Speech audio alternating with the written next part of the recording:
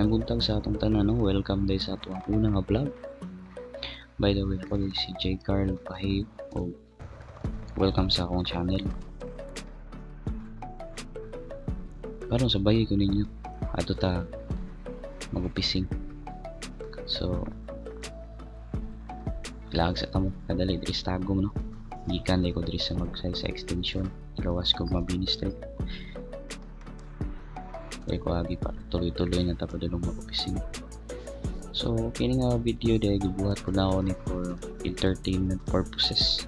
Siyempre, para ako tayo ma-upload sa YouTube, no? Basin dahil makakwarta ta ani.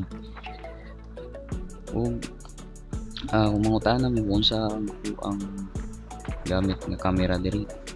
So, cellphone ra gyud taon ang ginagamit diri ang akong cellphone kay Redmi Note 10 Pro.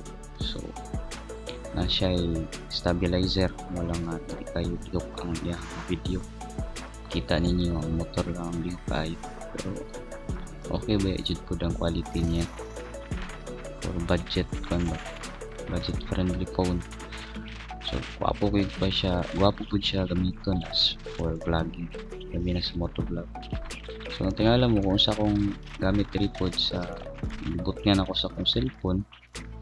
Ako gi-order sa Shopee nga strap siya sa lawas. Yan ibot nga nan og cellphone. Wala ko nagagamit itong sa helmet kay madlo ko. Kay namo gud siya mount basin sagi masangit na ba. So ang gamit ko ato dati pero nang baligya po.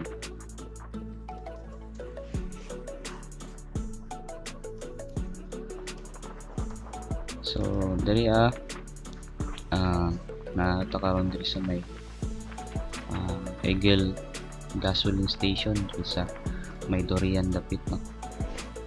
So kana medyo lisod gyud ang dalan gikan diri kay napay na renovate. Pero ride safe lang gyapon. Bantayan po nato nga paspas po gayo ang dagan diri pero tinuod lang kuan na 50 km per hour kung dagan yan. Ako lang yung i-fast forward yung video para dili kayo taas-taas, no? So no, ang gamit po na ako diri ang motor is RS125 Fi kay fuel efficient case siya. Liman ka 67 km per liter ngayong abot. So tipid kayo. Mo po niya ako ang ginagamit daily jud. Wala na ko ilaing wala na po ko ilaing motor. Una po kung na budget ipalit bago collection. So pagkakaroon di nila sa atong gamitin. So guys, no, balik ko na ko. Ang lingaw-lingaw lang yung video ka ni. Ako balong asa ni maabot. Pero atong destination day karon ba dulong tag magsay ang atong destination karon padulong tag magupising. Ito ra ni taman para testingan na po na ako ng strap ba na akong napalit sa Shopee. So pakita na ako no sa last part sa video.